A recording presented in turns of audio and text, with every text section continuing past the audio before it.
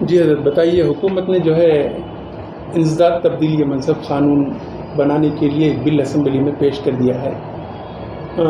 اس سلسلے میں مسلمانوں میں جس طرح کے خدشات ہیں اور دیگر اقلیتوں میں جس طرح کے خدشات ہیں، اس پر آپ کا کیا رد عمل ہے؟ اسلام ایک ایسا مذہب ہے جو ابتدائے آفرینش سے ہی چلا آ رہا ہے۔ حضرت آدم علیہ السلام سے ہی اسلام چلا آ رہا ہے۔ اب اس کے بعد میرے نبی کے دور میں اسلام کی جو آپ تعلیمات ارشاد فرمائے تو آپ نے نہ کبھی زور زبردستی کسی کو ایمان میں لے کر آئے یا کسی کو پیسوں کی لالچ دے کے یا زمین و جائیداد یا عورتوں کا لالچ دے کے آپ نے ایمان کی طرف راغب کیا۔ میرے نبی کی پوری زندگی میں ایک بھی مثال اس طرح کی ملتی ہی نہیں۔ اسلام ایک اچھا مذہب ہے۔ اسلام کے ماننے والے اگر اس پر چل کے لوگوں کے سامنے عملی نمونہ پیش کرتے ہیں، وہ اپنے دل سے اسلام کو قبول کر لیتے ہیں، ان کا اور ان کے رب کا معاملہ ہے۔ یہ ایسا نہیں ہے کہ کوئی کانٹریکٹ ہے کہ آپ یہ کمپنی میں کام کریں، وہ کمپنی میں کام کریں۔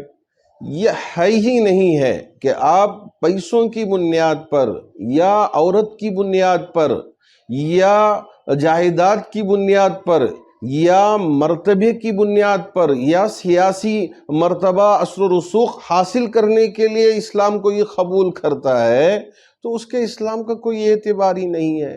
اور پہلے ہی سے ایک بل بنی تھی، اب اس کے بعد ایک اور بھی بل بن رہی ہے۔ اب یہ بل آتے رہیں گے جاتے رہیں گے، اس پر ہم زیادہ چرچا کر کے ایک دوسرا رخ دیں گے تو اس سے کوئی میں سمجھتا ہوں کہ زیادہ کوئی فرق پڑے گا۔ ہم عملی طور پر لوگوں کو اپنے اخلاق کے ذریعے، اپنے کردار کے ذریعے، اپنے معاملات کے ذریعے نبی کی زندگی کو پیش کرتے ہیں تو وہ اور ان کے رب کا معاملہ ہوگا۔ اگر وہ مسلمان ہونا چاہتے ہیں تو ان کا اور ان کے رب کا معاملہ ہے۔ اور یہاں تبدیلی مذہب کی جو بل آئی ہے اس میں بھی ابھی سالار کی جو رپورٹ آئی ہے اس میں آپ نے شاید پڑھا ہوگا کہ اس میں لکھا ہوا ہے کہ اگر کوئی انسان اپنے طور پر تبدیل مذہب چاہتا ہے تو وہاں اس کے لیے کسی طرح کی کوئی رکاوٹ نہیں ہے۔ کوئی زور زبردستی کر کے یا یہ ہے کہ جبری کسی کو اپنے مذہب کی تبدیلی کے لیے کوشش کرتا ہے تو جب جا کر وہاں دشواریاں پیش آتی ہیں، پریشانیاں پیش آتی ہیں۔ اب یہ بل پہلے بھی بنی تھی، کوئی ایسا نہیں ہے کہ ایک نئی بل ہے۔ اب اس نئے انداز میں بل لا کر لوگوں میں انتشار کروانے کی کوشش کرتے ہیں۔ ہم اس سلسلے میں کوئی ایسی بات نہیں کہنا چاہیں گے جس سے انتشار ہو، بلکہ یہ کہنا چاہیں گے کہ یہ کام کرنے کے بجائے یہ بل لے کر آئے، وہ بل لے کر آئے، کبھی وہ کبھی یہ۔ اس سے زیادہ جو اہم کام ہے کہ ہمارے بہت سارے وہ نوجوان جن کے پاس اس وقت جاب نہیں ہے، آپ اس کی فکر کریں۔ ہماری بہت ساری وہ عورتیں اور بہت سارے وہ خاندان جن کے پاس کھانے کے لیے کچھ نہیں ہے، لاک ڈاؤن کے بعد سے حالات اتنے نازک ہو گئے ہیں، آپ ان کی فکر کریں۔ ہمارے اتنے بچے چاہے دیہات میں ہوں، چاہے تعلقات میں ہوں، چاہے اضلاع میں ہوں، آپ دیکھیں ان کے اسکولوں کی حالت دیکھیں کہ اتنی گئی گزری ہے کہ وہ جا کے پڑھ نہیں پائیں گے۔ آپ اس پر توجہ دیں۔ ان سارے معاملات کو ہٹا کے یہ کبھی بل لا لیے، کبھی وہ بل لا لیے، کبھی یہ کبھی وہ، اس طرح لوگوں کے درمیان میں انتشار پیدا کروانا یہ بھی مجھے مناسب معلوم نہیں ہوتا۔ تو ایسے میں حکومت کے ذمہ داروں سے اور ارباب اقتدار سے یہ گزارش کرنا چاہوں گا کہ آپ خاص طور پر ان کاموں کی طرف توجہ دیں جس سے ہمارے ملک کو ترقی ملے اور یہ آگے کی طرف جائے اور بھوک مری ختم ہو اور لوگوں کو جاب ملے، ایک اچھی زندگی ان کے لیے ملے۔ اس کے بارے میں غور و فکر کرنا چاہیے۔ آپ میرے نبی کی اگر زندگی کو دیکھیں گے، حضرت بلال حبشی، اب ان کا مالک اسے اتنا ستاتا تھا، اتنا تکلیف دیتا تھا حضرت بلال حبشی کو، باوجود اس کے کہ اللہ کے رسول علیہ السلام ان کو صبر کی تلقین فرماتے اور کہتے کہ ہاں صبر کرو، یہ نہیں ہے کہ فوراً آؤ ہم آپ کے خلاف ایکشن لے لیں گے، حضرت ابو بکر صدیق رضی اللہ تعالیٰ عنہ نے بہت زمانے کے بعد ان کو آزاد کروایا۔ یہ جو ساری چیزیں ہیں، یہ سارے ہمارے سامنے ہیں، تو ان کو رکھ کر اگر ہم اپنی زندگی کو آگے لے کر چلتے ہیں تو اس میں امت کا بھی فائدہ ہوگا اور قوم و ملت کا بھی فائدہ ہوگا، ملک کا بھی فائدہ ہوگا۔ اب کبھی یہ بل تو کبھی وہ بل، اس کے ذریعے سے صرف سوائے انتشار کے کچھ نہیں ہو رہا ہے، ترقی نظر نہیں آ رہی ہے، بلکہ ہم تنزل کی طرف آگے بڑھتے ہوئے اس طرح ہم کو احساس ہو رہا ہے۔ اللہ کرے کہ اللہ ہم کو احساس کمتری میں شامل ہونے سے ہماری حفاظت فرمائے۔ اور یہ امت اس وقت مایوس نظر آ رہی ہے، جبکہ مایوسی ہمارے مذہب میں ہے ہی نہیں۔ حضرت یعقوب نے اپنے بچوں سے کہا تھا لا تیأسوا من روح اللہ انہ لا ییأس من روح اللہ الا القوم الکافرون۔ ارے میرے بچوں، مایوس مت ہونا، اس لیے کہ مایوس ہونا تو یہ اللہ کا انکار کرنے والے لوگ کرتے ہیں، اللہ کا انکار کرنے والے منکر لوگ اللہ سے مایوس ہوتے ہیں۔ جب آپ کو اللہ پہ یقین ہے، اللہ کی ذات پہ بھروسہ رکھیں، زندگی کبھی ایسے تو کبھی ویسے، تو یہ آگے بڑھتی رہے گی۔ ہم اس وقت سب مل کر لوگوں کو صحیح اگر رہنمائی کریں اور اپنے اعمال کے ذریعے لوگوں کے سامنے اپنے مذہب کو اور اپنے طور طریقوں کو پیش کرتے ہیں تو خود بخود لوگ اسلام میں داخل ہوتے چلے جائیں گے۔ اس کے لیے نہ تو جبر کی ضرورت ہے، نہ تو محل کی ضرورت ہے، نہ تو زن کی ضرورت ہے۔ اللہ ان ساری چیزوں سے امت کی اور پورے انسانیت کی حفاظت فرمائے۔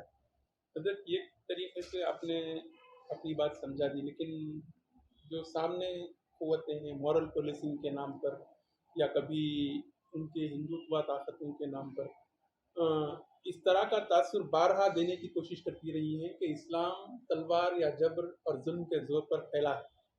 اب ہمارے برادران وطن کے ذہنوں کو انہوں نے خراب کرنے کی بارہا کوشش کی ہے، اور جس طرح کا ماحول ہے ہو سکتا ہے کہ کچھ حد تک کامیابی ہو گئے ہیں۔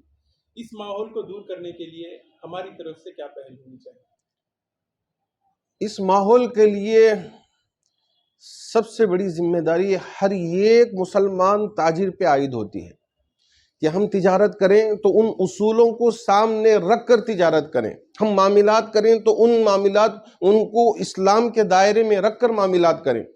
آپ اگر اخبار کی سرخیاں ماشاءاللہ سالار میں ساری رپورٹیں آتی رہتی ہیں، ہم پڑھتے رہتے ہیں۔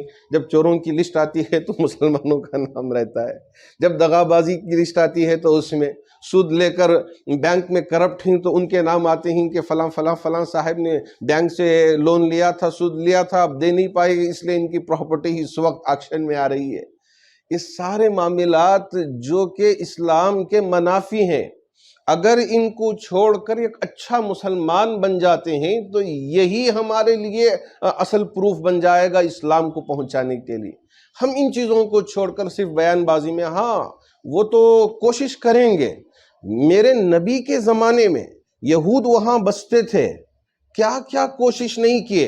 آپ نے شاید قرآن کے اس سورت میں پڑھا ہوگا وَالَّذِينَ اتَّخَذُوا مَسْجِدًا ضِرَارًا وَكُفْرًا وَتَفْرِيقًا بَيْنَ الْمُؤْمِنِينَ وَإِرْصَادًا لِمَنْ حَارَبَ اللَّهَ۔ یہ کیا ہے؟ اس وقت بھی یہودی اس بات کی کوشش کرتے تھے کہ مسلمانوں کے درمیان میں لڑائی جھگڑے پیدا ہو جائیں، ایسی صورتیں اختیار کریں۔ اللہ نے کیا نبی کی حفاظت نہیں فرمائی؟ حضرات صحابہ کی حفاظت نہیں فرمائی؟ صحابہ نے کیا کیا؟ انہوں نے اپنے اخلاق کو دنیا کے سامنے پیش کیا، اپنے معاملات کو اسلام کے طریقوں پر عمل کر کے دنیا کے سامنے پیش کیا۔ تو تجارت ہماری اگر غلط سلط ہو، ہم دھوکہ بازی کے ساتھ عیوب کو چھپا کے چیزوں کو بیچ دیں، اور معاملات میں ہم اپنی زبان کے پکے نہ ہوں، کسی کے پاس ہم نے قرض لیا، اس کے بعد قرض لے کے پوچھنے والا پوچھ کے بس ہو جائے اور قرض واپس نہ کریں، اور تو لوگ کیا کریں گے؟ قرض دینے سے کتراتے ہیں، ڈرتے ہیں۔ ان معاملات کو بھی ہمیں درست کرنے کی ضرورت ہے، صحیح کرنے کی ضرورت ہے، جب جا کر ایک معاشرہ پنپتا ہے۔ ابھی آپ نے شاید سعودی عرب میں دیکھا، یا میرے اللہ میں دیکھ کے شرم آتی ہے کہ اتنے اچھے ملک میں جہاں لا الہ الا اللہ محمد الرسول اللہ کا پرچم لہرا کر وہاں ڈانس ہو رہا ہے، وہاں ننگا ناچ ہو رہا ہے، کہ یہ اسلام کا طریقہ ہے؟ ہم کو تو شرم کرنی چاہیے، ان چیزوں سے پرہیز کرنا چاہیے۔ یا اللہ یا اللہ، مجھے تو بہت بہت بہت دکھ بھی ہوتا ہے ان چیزوں کو دیکھ کر کہ اس وقت کہاں یہ نمرود آ گئے ہیں، کہاں یہ شداد آ گئے ہیں، کہاں یہ دجالی فتنے رونما ہو چکے ہیں۔ تو ان سے ہم کو اس وقت اپنے آپ کو بھی بچانا ہے، اپنی اولاد کو بھی بچانا ہے، اور امت کے ہر فرد کو بچانے کی ضرورت ہے۔